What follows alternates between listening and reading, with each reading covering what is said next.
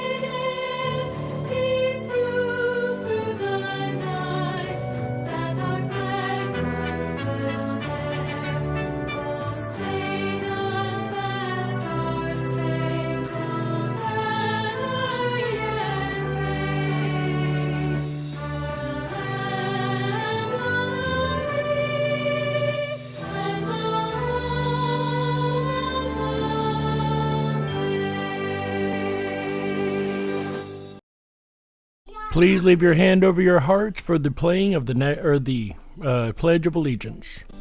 I pledge allegiance to the flag of the United States of America and to the republic for which it stands, one nation, under God, indivisible, with liberty and justice for all.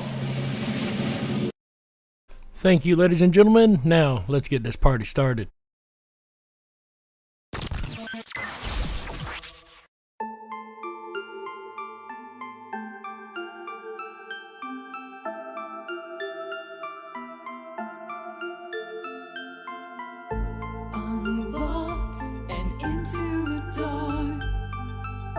Things are better left unknown, and I'll never find you here, 'cause no one's ever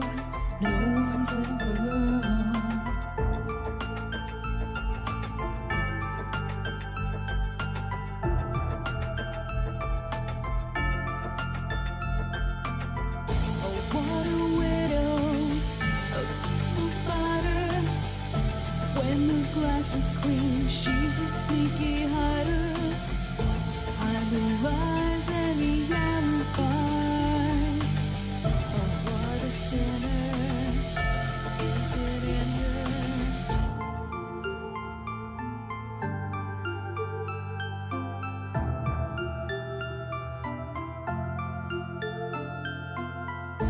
What's the truth in this riddle?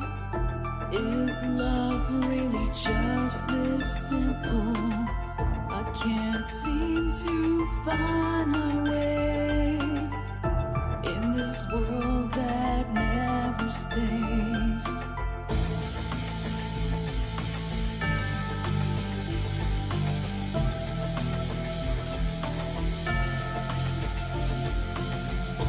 What a widow, a peaceful spider. When the glass is clean, she's a sneaky hider.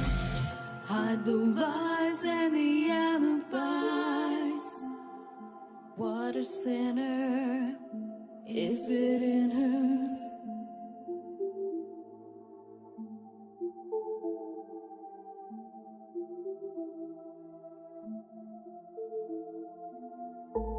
Is this real? Just illusion. I'm lost in wonderland of confusion.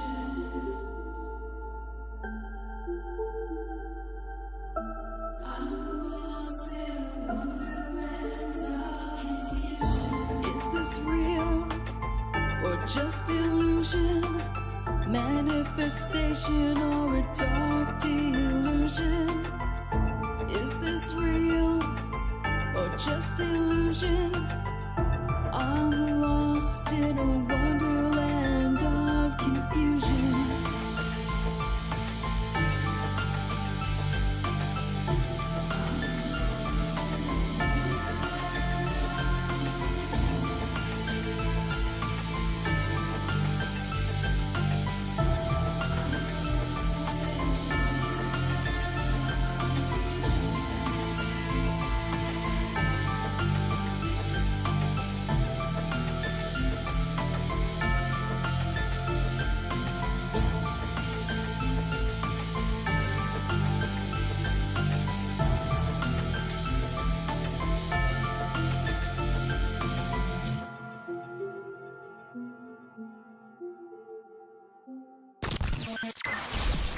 Ripon Rabbit Hole is a community-driven radio. At times the community comments may reveal prejudices and other beliefs that we or our sponsors do not condone. Views or opinions expressed by the community, callers, or guests, are those of the individual speaking and do not represent the views or opinions of this site. Ripon Common Sense content is intended for mature audiences only. Enjoy. This is My Life DIY, and hi, this is JoJo. Hi, my name is Ash. Hey everybody, it's AJ the Ripon Rabbit. This is Cynthia Sue Larson. This is your man Meta, aka Propagate This Light. And you're now listening to Dark Wolf's Den. The Dark Wolf's Den Show on Ripon Common Sense Radio.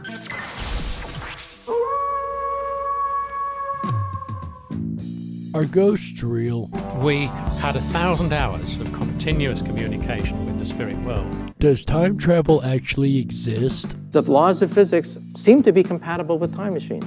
You know, sometimes I wonder about reincarnation. Don't you? A 4-year-old boy in Adelaide, Australia, has told his parents that he used to be Britain's Princess Diana. What would happen if the world found out that aliens were real? I didn't say disclosure would be easy, but what is the alternative? To establish a space force as the 6th branch of the armed forces. We have so many questions and yet so little time, so to have you here, the pleasure is all mine. Coming to you from a secret cave, hidden deep within the wilderness. This is the Dark Wolf's Den Show. Now, here is your host, Jerry Hicks.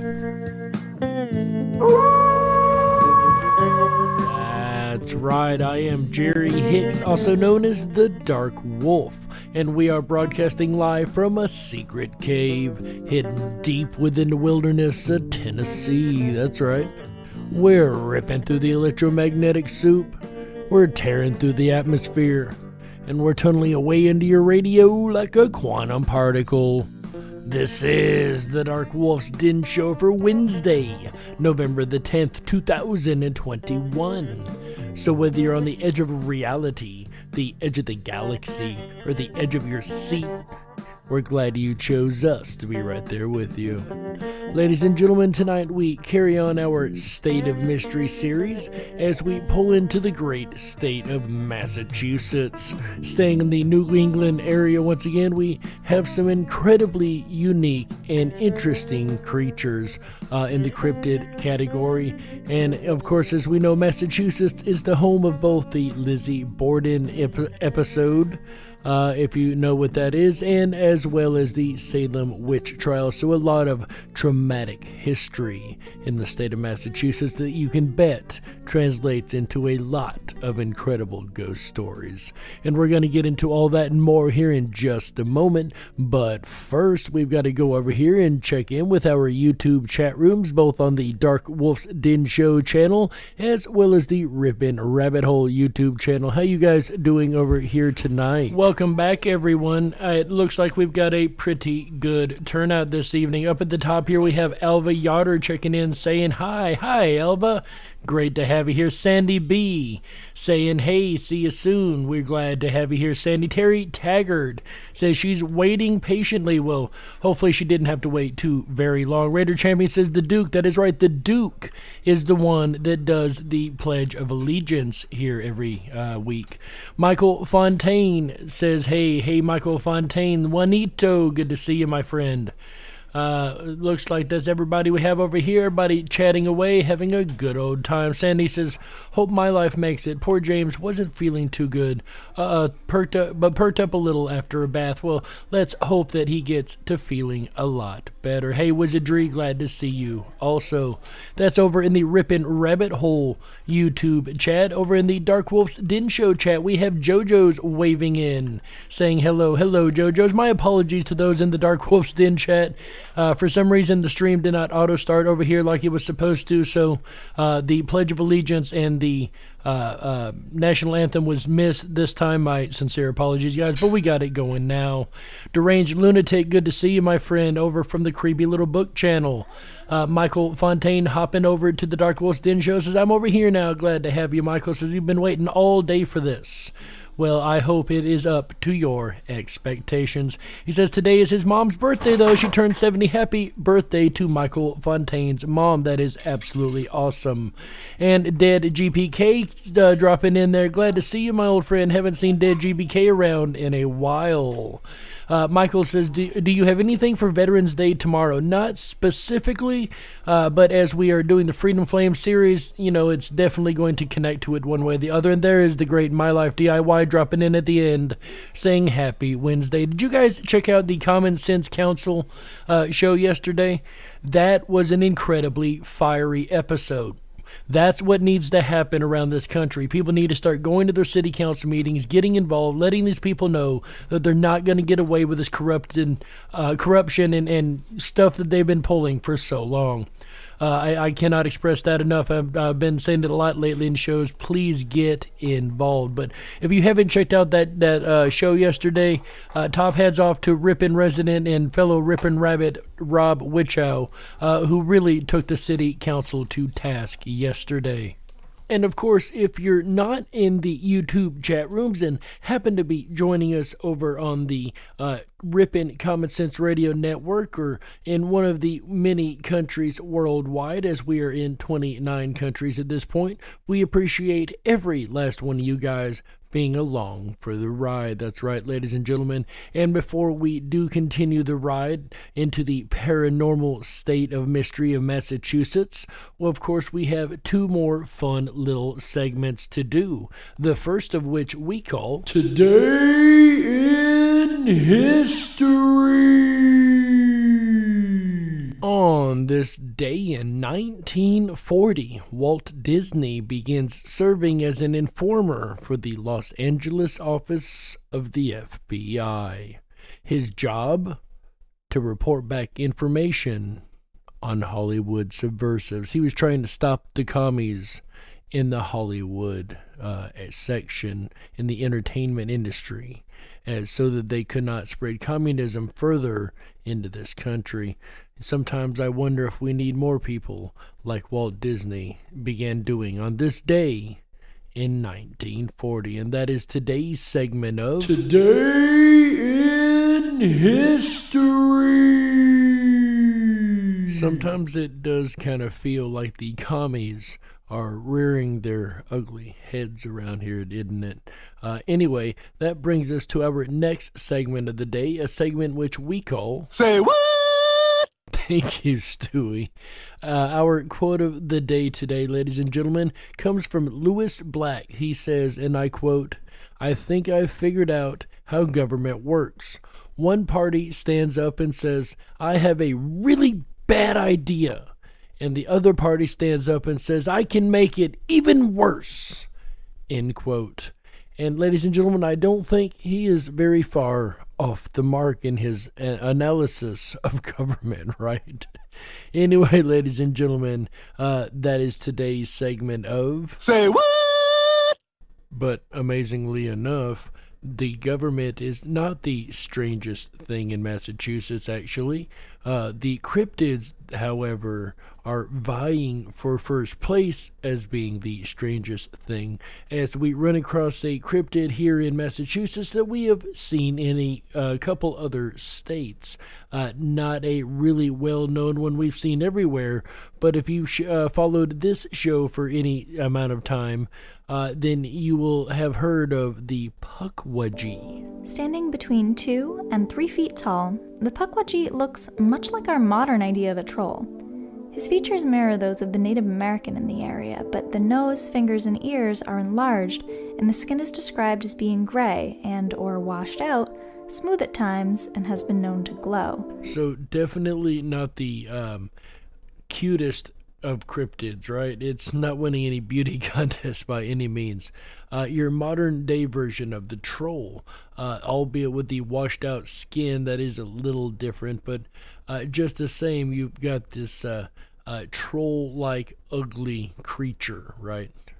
And you know, one thing I've said before 100 times, and I'll say it 100 more times, when the Native Americans are reporting something like this, I tend to perk up and listen a little more, as they weren't as closed-minded as some of us seem to be, and when they observed something, they just observed it. They didn't extend the truth or make it up. You know, if they said there was a Bigfoot or a wild man tribe, I'm more likely to believe them than I am anyone else. I don't know about you guys. What makes these monsters dangerous is the multitude of magical abilities they use to torment and manipulate people.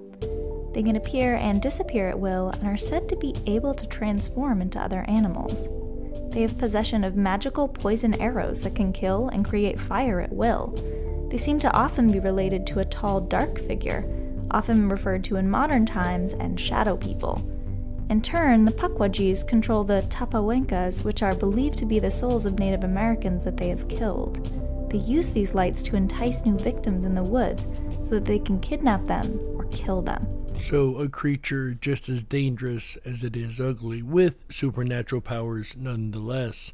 But we've went over Pukwudgies before, so I'm not going to spend a lot of time on this particular cryptid, and we're going to move on to the next cryptid of Massachusetts. And this one here is definitely one of those quite strange and unique cryptid creatures. Check this out.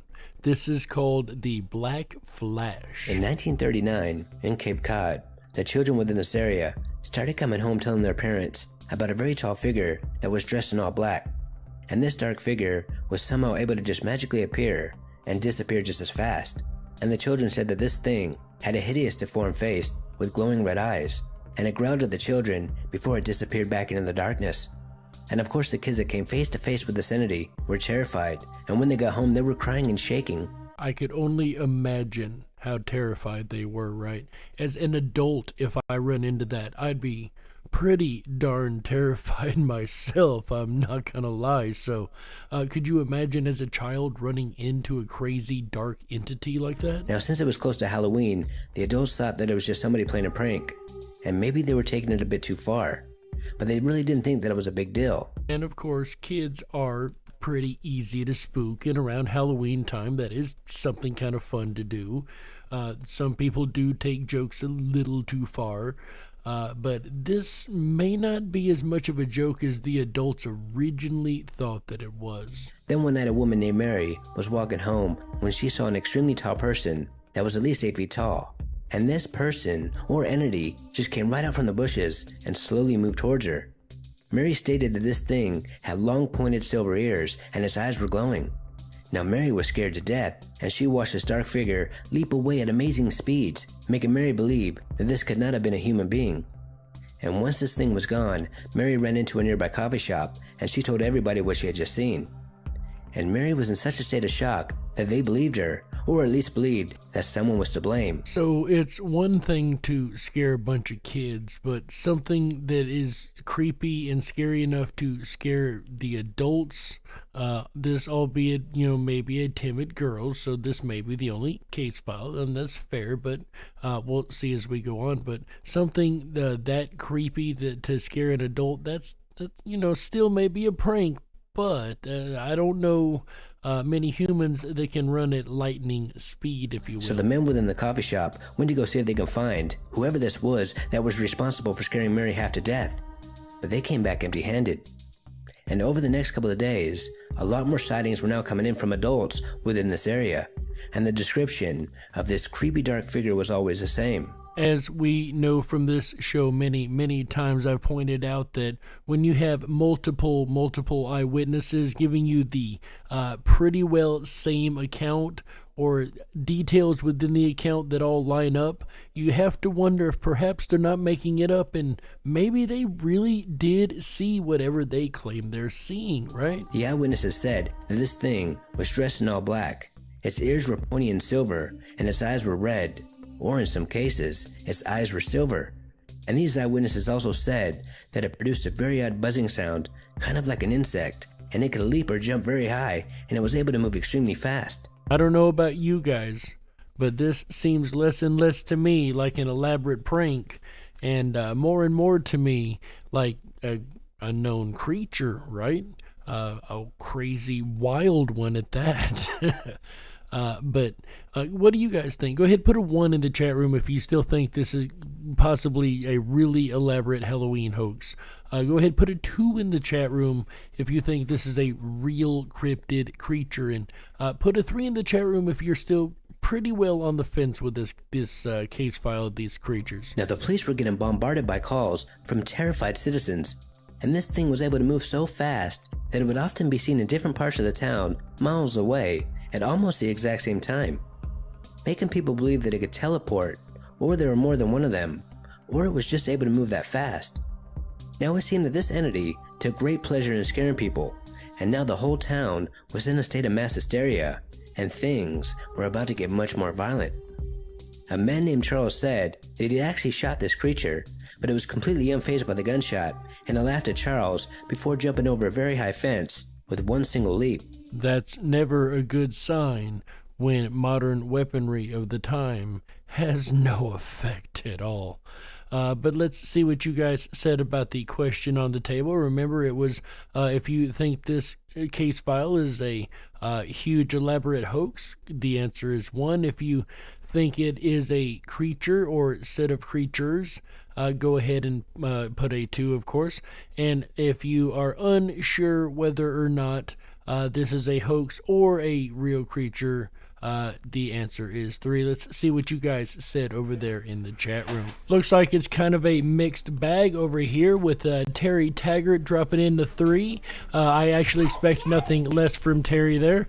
Always on the fence. That's not a bad way to be. Man, Danny Mall with a 1. Definitely a Halloween hoax taken way too far. Sandy Beast is 3. I'm with Terry this time. Not quite sure. Errol Taylor with the 3. Also on the fence. Juanito with the 2 definitely thinks this is a real creature. Raider Champion with the 2.3 also leaning towards real creature. And I don't know lean there, but a real creature just the same. My Life DIY with the 2, JoJo's with the 2, Did GPK with the 2, and Michael Fontaine rounding it out also with the 2, all agreeing that this is most likely a real creature. By the way, hello to Carol's Cookies, welcome. Man Danny Mall and Errol Taylor, glad to see all of you guys. Maggie's Ace, good to see you dropping in also. And it seems that Charles shooting at it not only didn't seem to faze the creature, it would actually not be the last time it was seen either. Then not too long after, another man claimed that he was cornered by this entity, and this man tried to punch it, but the thing was able to catch his fist in midair. Then it crushed and broke this man's hand before throwing him down on the ground like a rag doll. So super speed, invincibility, and super strength. This is not a cryptid that I want to run into even in a lit alley, let alone a dark one, right? Another eyewitness claimed that this entity was able to shoot blue fire out of its mouth, and another one said that he was hit so hard by this monster that he actually flew up in the air, making him believe that whatever this was possessed superhuman strength. Now, I don't normally do this, but I would actually discount the one that claimed the blue flame out of the mouth because it doesn't line up with any other case files that have that same detail. Not to say that it's wrong, but I would rule that one out first if I was trying to narrow down the aspects of this creature. Now, this demonic-like creature was getting very famous, and there were now many names for it, such as the Black Phantom, the Phantom Fiend, the Devil of the Dune, and the media called it the Black Flash, making this the most popular name, and from that point on, this entity was now known throughout the United States and the world as the Black Flash, as it was able to move so fast. But many believed that this thing was nothing more than a very talented human prankster. But for the ones that actually came face to face with this thing, they believed that it was the devil himself. And these encounters went on for another 7 years. Ladies and gentlemen, they do say that the devil walks the earth like a lion. Apparently, he liked Massachusetts as he hung around there quite a bit, it sounds like. In 1945, the police went to go investigate a schoolyard as there were a series of very recent sightings of this Black Flash. and when the police got there, they saw it, and it was able to jump over a 10-foot tall fence, and it got away. Then a month later, a group of school children were attacked by this creature, and the children said that they ran into a nearby house to seek refuge, and the children and the residents within this home started to hear loud bangs on the wall, and the doors started to mysteriously rattle. What makes this whole case incredibly creepy, of course, isn't the creature, isn't the fact that it has all these abilities or could be the devil himself. That's not what really scares me about every one of these case files we've heard. There's been a pattern that I've seen. Have you guys caught it? There was children involved to begin with every time. That is a disturbing pattern from the very first part of the case file, where it was scaring children and then it was seen by the adults. And every single time it was seen freshly scaring children, for whatever that means. So it might not be the devil, but it sounds like the demons are loose in Massachusetts, or were at that time anyway. And there's another thing that is loose in Massachusetts, in the waters of Massachusetts, called the Gloucester Sea Monster. The hysteria began on August 6th, when two women were walking along the shoreline. They looked out towards the horizon and glimpsed an enormous figure swimming in the harbor. But this was no ordinary animal. It was a hideous, scaly, serpentine-like creature, nearly 100 feet in length. They watched it as it slithered under the waves, disappearing from sight. That sounds a lot like the Loch Ness Monster and the Champy Monster, and different sea creatures that we've come across have this same serpentine type body style.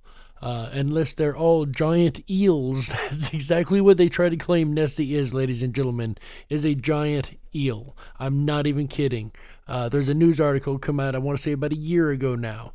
So we figured out the Loch Ness Monster. It's a giant eel. So aside from ridiculousness like that, this sea creature here follows the same pattern that we've seen over and over again. And luckily for these women, what they seen was actually independently verified by somebody else. The voice you're listening to, by the way, is the folklorist on YouTube, and the first one was the paranormal junkie. I must give credit where credit's due there. But tell us, folklorist, about the independent verification that happened for these women that seen this sea creature. On that very same day, a seasoned captain noticed something while on the bridge of his ship. It was the same dragon-like figure peeking out from the water, and just as quickly as it appeared, the monster propelled itself down into the abyss. Later that day, when he recounted the sighting to his friends, he claimed it was full of joints and resembled a string of buoys on a net. Naturally, they ridiculed the man with hoots and wails of laughter, mocking his unbelievable story. So this would be verification for both the sailor and the two ladies, that what they seen was absolutely real. But this would not be the last time that this creature would be seen. Nowhere near it. This wasn't the first sighting of a sea serpent in Gloucester. In 1638, a ship passing through the harbor noticed something that laid coiled up like a cable upon the rock at Cape Ann. One settler aboard the boat was about to shoot at it, but was dissuaded by two Indians who said that if he didn't kill it outright, they would all be in danger of their lives. And once again, yet we find that the Native Americans already knew about this creature and knew to respect its territory and land, as if you didn't kill it the first time, it would kill you. This is most likely from experience that they would know this. But unlike 1638, these sightings would occur more frequently. Just a few days later, Mrs. Story saw what appeared to be a tree trunk that washed up onto the rocks of a harbor island. What she saw was no tree trunk. Its dark body suddenly started to convulse, startling poor Mrs. Story. But when she regained her composure and gazed out again, the creature was gone. Even her husband claimed to have seen the beast a few days later. The creature moved very rapidly through the water, I should say a mile or two in 3 minutes. So all of these witnesses seem to be from completely different walks of life. people that probably wouldn't even normally converse with each other on a social level, more so than a nod at the grocery store, right? And more evidence surfaced when another resident, William Rowe, reported seeing a figure in the water that same day, claiming its head was as broad as a horse. Within the same week, on August 12th, a visibly shaken shipmaster, Solomon Allen, told some friends that he saw something like the head of a rattlesnake, but nearly as large as the head of a horse. When he moved on the surface of the water, his motion was slow at times, playing in circles, and sometimes moving straight forward. And once again, this sea captain, who had no idea most likely of the claim previously made by the townsfolk, about the creature, or specifically the size of the head of the creature, gave pretty well the exact same description days after the person described the creature having the head the size of a horse. The sea captain comes in and says he's seen something with the head the size of a horse. So once again, this independent verification of this creature is interesting. Some residents were beginning to get hostile towards this invasive sea demon. On August 14th, a ship carpenter named Matthew Gaffney caught sight of it from a boat and shot at it. He turned towards us immediately after I had fired, and I thought he was coming at us, but he sunk down and went directly under our boat. Residents were now at a point of hysteria as sea serpent fever swept across the town. Countless people made their way to the shoreline, hoping to catch a glimpse of the prehistoric monster. Even David Humphreys, a former aide to George Washington, visited Gloucester to interview witnesses who informed him that the serpent's features were much like the head of a turtle and larger than any head on any dog, with a 12-inch spear bulging from its skull. During that month of August, similar reports seemed to emerge daily from sailors, merchants, clergymen, people from all walks of life. Regardless of the accounts, the same question continued to arise. What was this beast lurking in the harbor? Was it a misidentification of some type of marine mammal? Or could it have been a dinosaur that survived extinction? Or was it simply a tale that had become more incredible with each retelling? Word had spread quickly, with the reports catching the attention of the Natural History Collective, the Linnean Society of New England. And after a brief investigation, the society published a pamphlet declaring that it was an entirely new genus known as Scoliophis atlanticus. They claimed that it was a breakthrough in the field of natural history, and there were even some reputable sources who came out in support of their alleged discovery. But newspapers viewed it as a sensationalized hoax meant to promote the city of Gloucester, and playwrights would ridicule the city with plays like Gloucester Hoax, a dramatic jeu d'esprit in 3 acts. By the end of the year, there had been 18 documented sightings of the creature. And while sea serpent fever has died down since 1817, there have been reports of denizens of the deep that have occasionally surfaced off the coast of New England. What I always find intriguing about these sea monster case files, especially ones in the ocean, is the idea that, you know, years ago, sailors would report they were seeing these monstrous creatures, and science said, oh no, those are just tales and myths of crazy sailors. However, we started finding creatures like the giant squid and different creatures in the oceans that for a long time scientists thought could not exist. So many times science has got it wrong, whether it be sea creatures or the gorilla that was a cryptid until 1902, or a number of other creatures. So you must definitely keep an open mind when you get reports of sea monsters or the such. But ladies and gentlemen, that music means we have to go ahead and take a network break right here. So my name's Jerry Hicks, also known as the Dark Wolf, and you're listening to the Dark Wolf's Den radio show exclusively on Ripon, Common Sense Radio Network, the Ripon Rabbit Hole. We'll be right back with the second half of the Dark Wolf's Den show after these messages. Don't you touch that dial. That's right. We gotta stoke the fires and run off the men in black. Don't touch that dial. We'll be right back.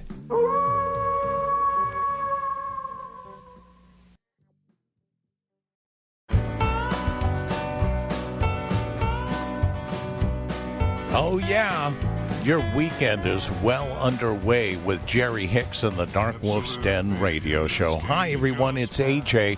If you're enjoying tonight's State of Mystery for Massachusetts and you haven't done so already, please make sure to thumb up that video, hit that subscribe button, and ring that bell. You'll get our notifications every time we go live. We're here every Wednesday, Thursday, Friday, Saturday, and Sunday nights, bringing you the very best of common sense radio, the Ripon Rabbit Hole. Jerry Hicks and the Dark Wolf's Den radio show will return again tomorrow night, November 11th. Starts at 7 p.m. Pacific, 10/9 Central. As the Freedom Flame series continues, Jerry will be focused on the Bill of Rights. I'm looking forward to that again tomorrow night, Thursday, November 11th. Then I'll return to take you through the rabbit holes of the weekend Friday night with a look at transparency. Hopefully things won't be opaque and we can see right through things, you know what I mean? That's going to be Friday, November 12th. Starts at 7 p.m. Pacific, 10/9 Central, as all shows do here on Ripon Common Sense Radio. Then Saturday night, press on with me just a little further in our Perseverance episode. We're going to look at how to not ever give up. We don't ever want to do that, because if we don't give up, we get to reap the rewards that comes with it. So come along with me as we dive through that rabbit hole. Saturday, November 13th, again, 7 p.m. Then we will end out the weekend right, Sunday night, November 14th, with a look at preserving history. Unfortunately, in today's day and age of cancel culture, sometimes people want to destroy rather than preserve history. So we're going to explore all the reasons and the importance of historic preservation at every level, and that is going to end out the week together right with you.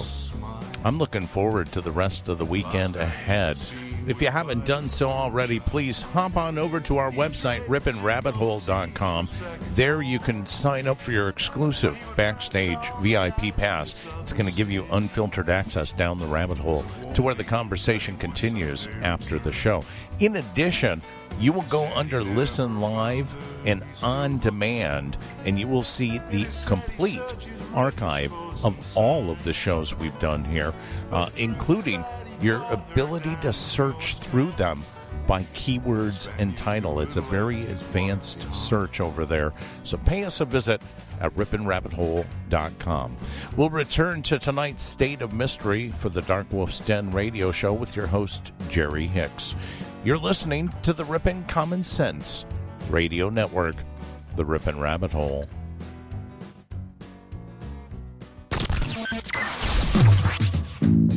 This is My Life DIY, and Hi, this is JoJo. Hi, my name is Ash. Hey everybody, it's AJ the Ripon Rabbit. This is Cynthia Sue Larson. This is your man Meta, aka Propagate This Light. And you're now listening to Dark Wolf's Den. The Dark Wolf's Den Show on Ripon Common Sense Radio. If you were meant to be controlled, you would have come with a remote, but you didn't. And that's why you listen to the Dark Wolf's Den Show. Now, here is your host, Jerry Hicks. That's right, I am Jerry Hicks, also known as the Dark Wolf, and welcome back to the second half of the Dark Wolf's Den radio show for Wednesday, November the 10th, 2021. So whether you're on the edge of reality, the edge of the galaxy, or the edge of your seat, we're glad you chose us to be right there with you. If you're just joining us this evening, folks, we have been discussing the state of mystery of Massachusetts. That's right. We've gone over a number of cryptids in the first half, some of which we've heard on the show before, some not so much. So if you missed the first half, do make sure you go back and check that out after the end of the show, preferably, of course, right? But ladies and gentlemen, there is not a whole lot of good audio bites and stories I could find for UFOs in the state of Massachusetts, so we are going to jump on over into these ghost stories. And there's actually some really, really interesting history in Massachusetts, ladies and gentlemen. For those that don't know, it is the home of the Salem witch trials, of course, but also the home of Lizzie Borden. So you've got two crazy extremely traumatic historical events that occurred in the state. And those are just the two ones that everybody knows about. So you can imagine the amount of haunting going on in the state of Massachusetts. The Burying Point. The Burying Point, also known as Charter Street Cemetery, has been used for burials since 1637, making it the oldest graveyard in Salem. That's right, ladies and gentlemen. We are starting with the Salem, Massachusetts, of course, the home of the Salem witch trials. Among its faded and decayed headstones, many a historical figure is buried here, including John Hawthorne, ancestor to Nathaniel Hawthorne, who was judge to the Salem witch trials. His ghostly apparition has been known to show up from time to time, donning clothing from the era. Also buried here is Richard Moore, a passenger on the original Mayflower voyage. So truly one of the first Europeans to set their foot on the American continent. His ghost has been seen stalking the rows of headstones, especially at night, and is known to disappear if any try to get close.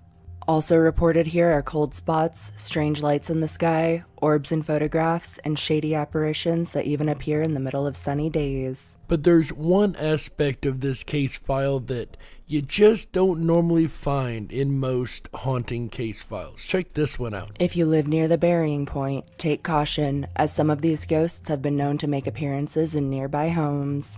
And that, ladies and gentlemen, is why you never buy a home next to a cemetery, right? Again, that's not common in the case files, even in graveyard case files, for the ghosts to visit the surrounding homes. Most of them, for whatever reason, seem to be locked into the area of the graveyards, at least generally speaking. What else do we have up on our list of the Massachusetts hauntings? Highfield Hall.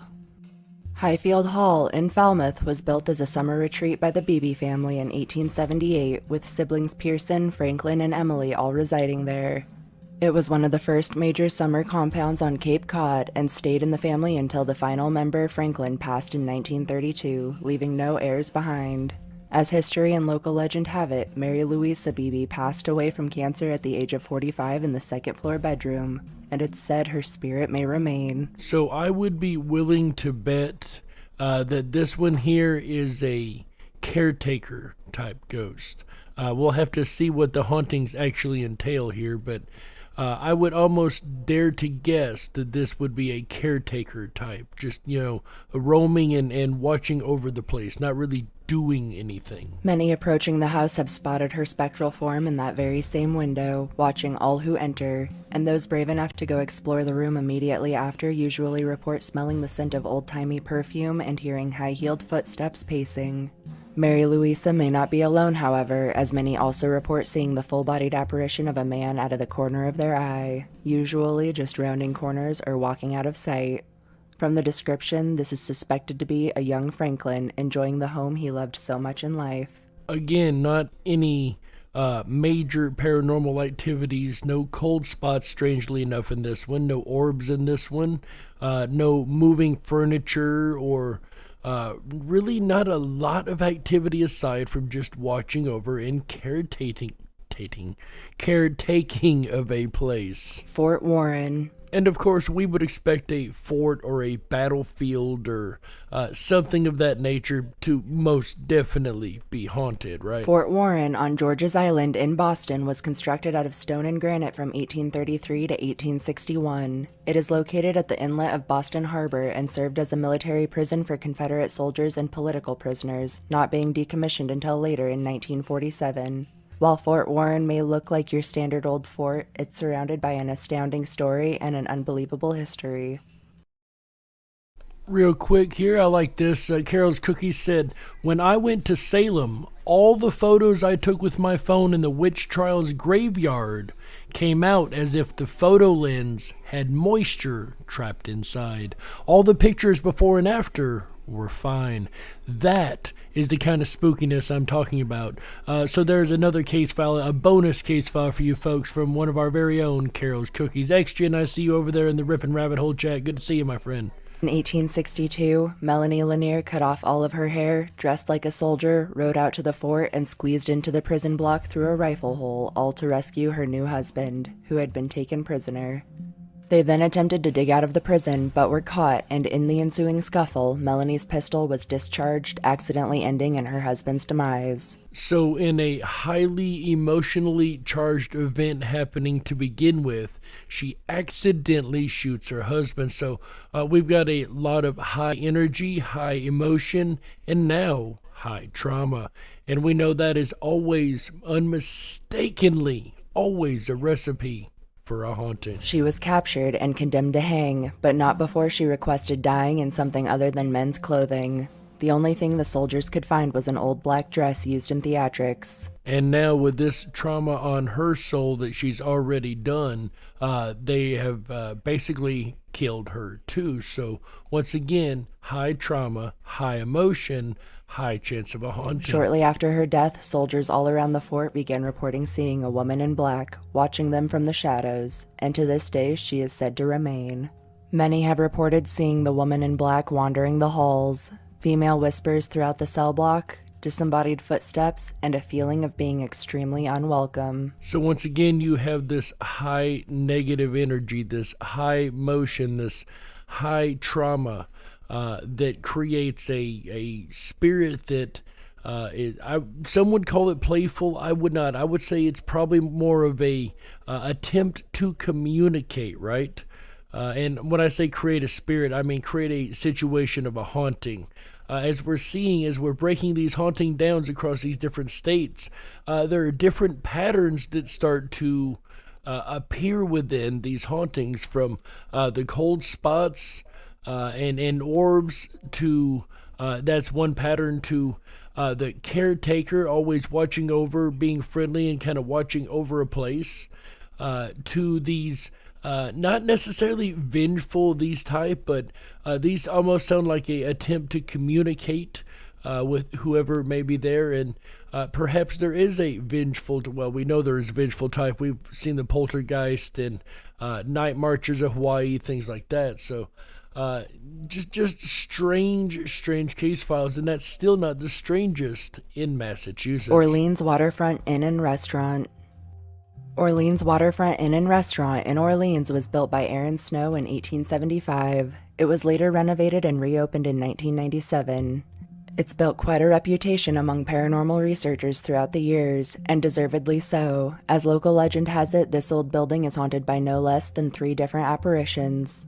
And this is when sorting those patterns out get tricky, is when you have the multitude of ghosts or haunting situations in one building. The first is that of Hannah, a prostitute from the 1920s who was murdered in front of the inn while it was still a brothel. She is often seen standing around the same place in garb from the era. And once again, high trauma, but this one's a little different, right? Not really doing anything aside from just appearing, just being seen, not messing with anything, not making sounds, cold spots, voices, noises, anything. Just standing there and being seen, almost like an impression, like a sticker on reality that fades in and out, right? The second is that of Paul, a dishwasher at the inn in the 1970s who hung himself in the basement. He has been known to appear there often to any who have to venture downstairs, a melancholy look on his face, and on several occasions has sent unsuspecting staff and guests running in terror after appearing hanging from the very same place he died. And once again, aside from just the scariness of seeing it, it's still nothing more than like a sticker on reality. It doesn't do anything, it just appears there visually, right? The third apparition is that of Fred, a bartender from the 1950s who died in the cupola, also by way of hanging. Many have heard his familiar voice shout names and call orders from the other side. Now, this one is a little more like case files that we're used to around this show, right?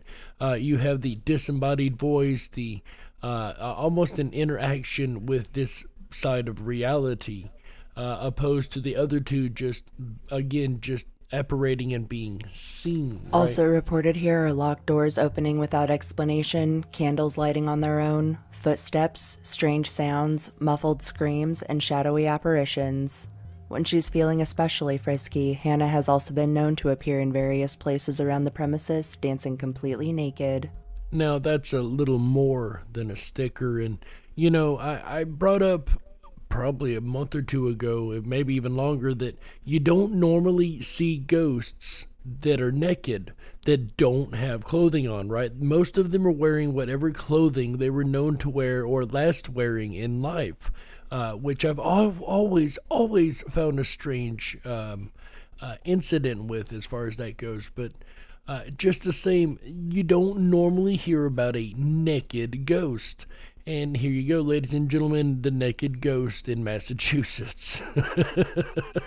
The Lizzie Borden Bed and Breakfast Museum. The Lizzie Borden Bed and Breakfast Museum in Fall River played home to Andrew Borden, his wife Abby, and daughters Emma and Lizzie between the years of 1874 and 1892. Now, I just gotta know, ladies and gentlemen, knowing who Lizzie Borden is, right? I'm sure most all of us listening to this show have at least heard the story of Lizzie Borden. Knowing what happened in this home, would you rent this home?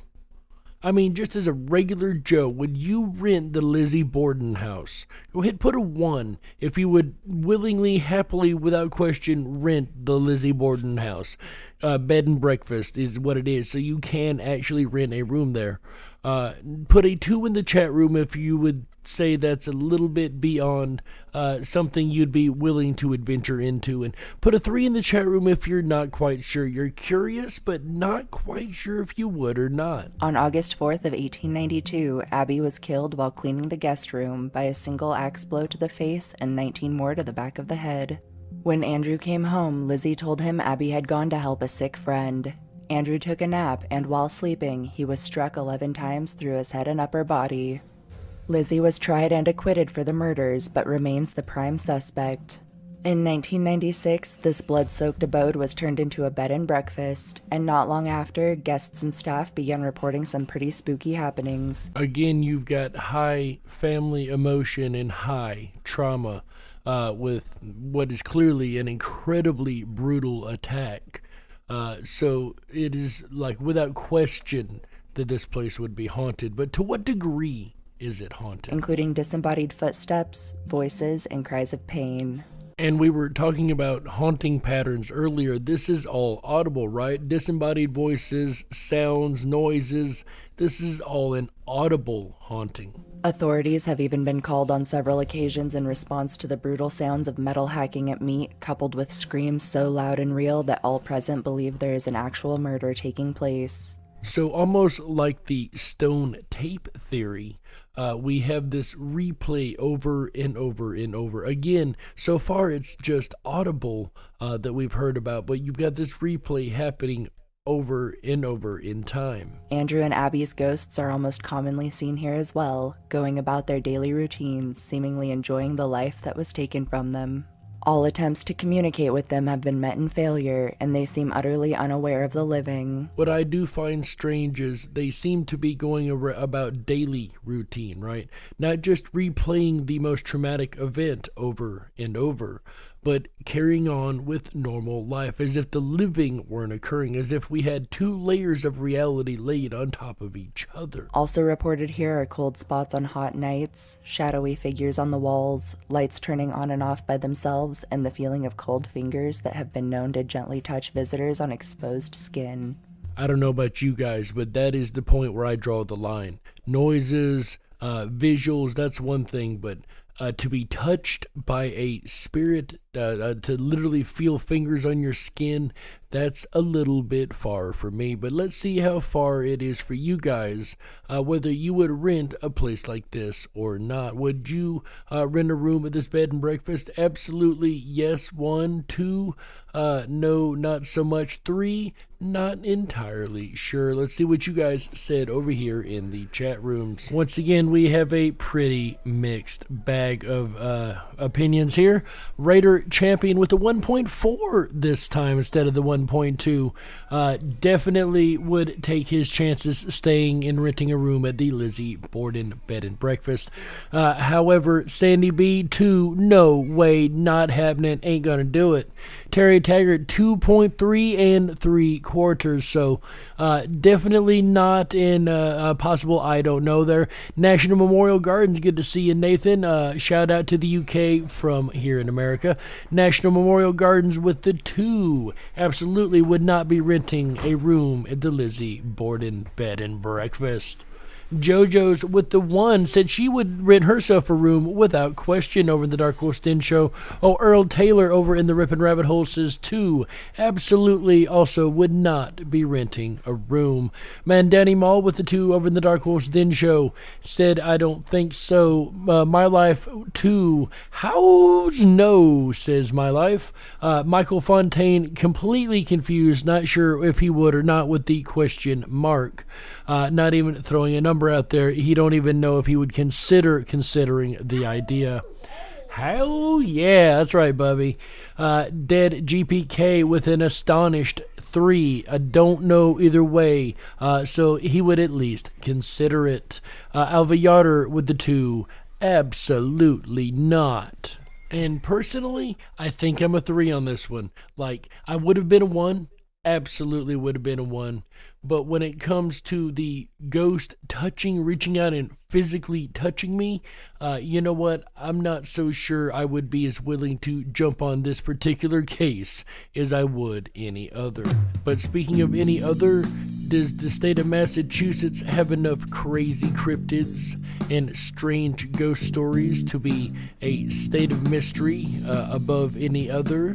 Or are we once again barking up the wrong tree? In the end, ladies and gentlemen, all you can do is look at the evidence, apply a little common sense, and you be the judge.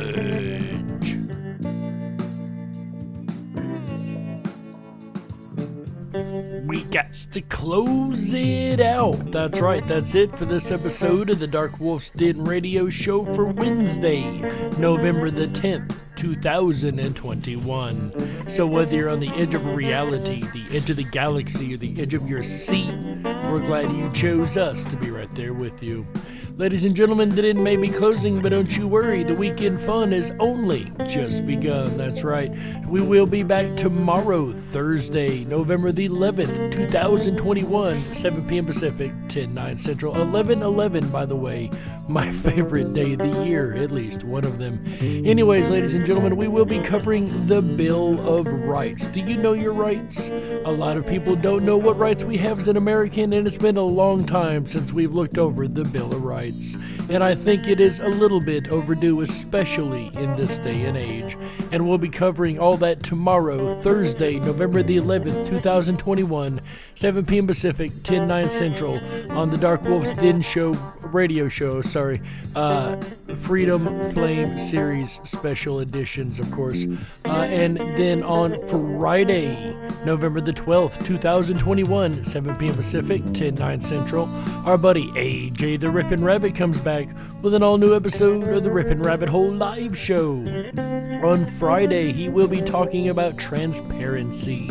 It is extremely important that our representatives and officials are transparent in what they do.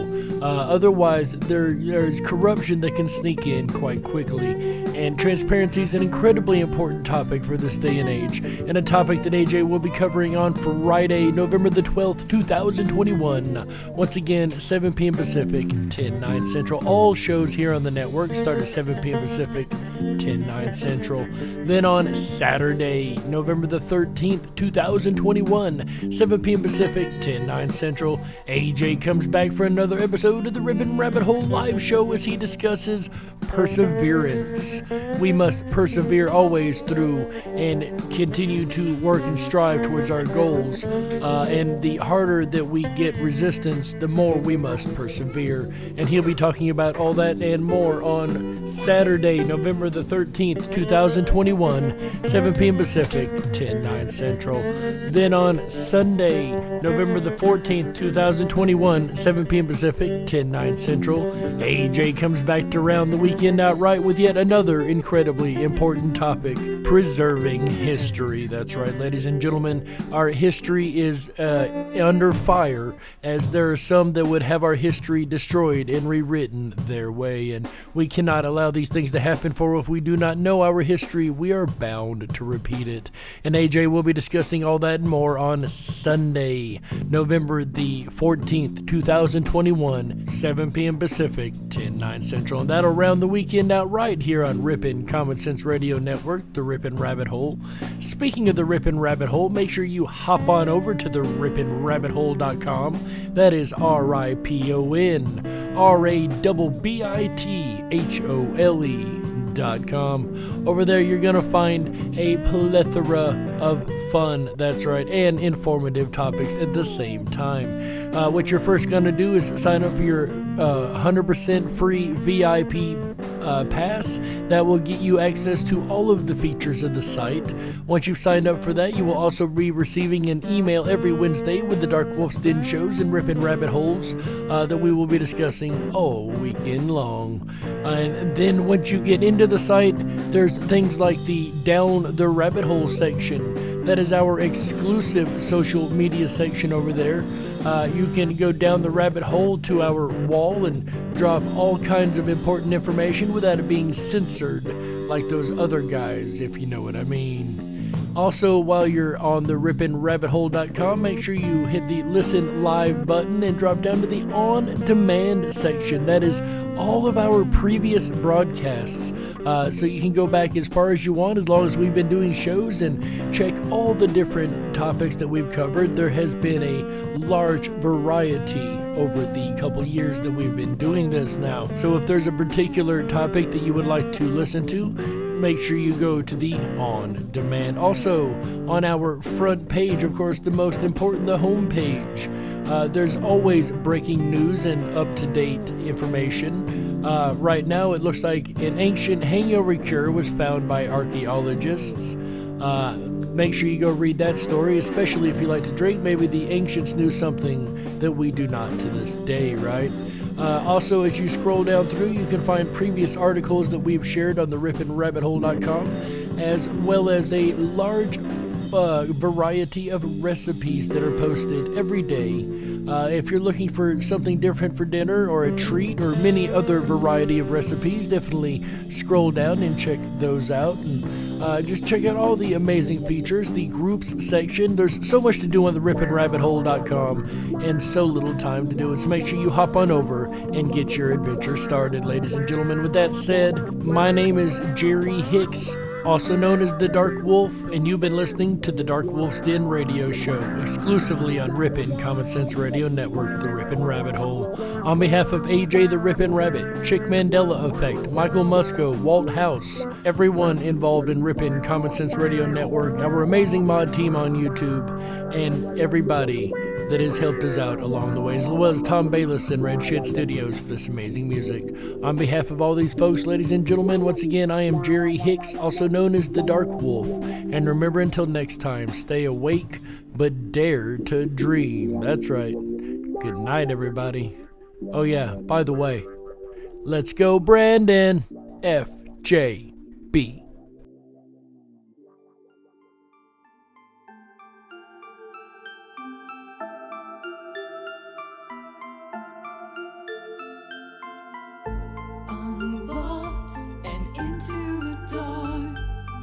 Some things are better left unknown, and I'll never find you here, 'cause no one's ever.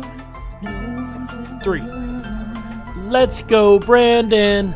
Let's go, Brandon. Let's go, Brandon. Let's go, Brandon. FJB. JV. Let's go, Brandon. Let's go, Brandon. Let's go, Brandon. FJB. is right there. FJB. Let's go, Brandon. FJB. You want to do it with me, son? Let's go, Brandon. FJB. Let's go, Brandon. FJB. That's right. Let's go, Brandon. Let's go, Brandon. That's right, Bubby. That is right. Say, let's go, Brandon. Let's go, Brandon. FJB. Let's go, Brandon. FJB. Let's go, Brandon. FJB. Let's go, Brandon. FJB. 3 great letters of the alphabet, right, Bubby? Uh-huh. Let's go, Brandon. Say, let's go, Brandon. Let's go, Brandon. Let's go, Brandon. Let's go, Brandon. Let's go, Brandon. FJB. FJB. I like the FJB better. You do? Let's go, Brandon. FJB. Let's go, Brandon. FJB. Let's go, Brandon. FJB. That's right, Bubby. Going into Veterans Day tomorrow, ladies and gentlemen. I hope you have a wonderful Veterans Day. Let's go, Brandon. FJB. Let's go, Brandon. FJB. Let's go, Brandon. FJB. 3 amazing letters. Isn't that right? Just 3 letters of the alphabet, right? Let's go, Brandon. FJB. Let's go, Brandon. FJB. FJB. Papa, look. Uh-huh. Say, let's go, Brandon. Let's go, Brandon. FJB. Let's go, Brandon. That's right. Let's go, Brandon. Let's go, Brandon. I think I've created a monster, ladies and gentlemen, but I love it. Got to teach them right from a young age. One last time. Let's go, Brandon. FJB. That's right, Bubby. Ladies and gentlemen, on behalf of my amazing grandson, everybody that has helped us with this radio show along the way, and I thank you all for being here, ladies and gentlemen, on behalf of all these folks. FJB. Like my grandson says, FJB. Let's go, Brandon. Good night, everybody.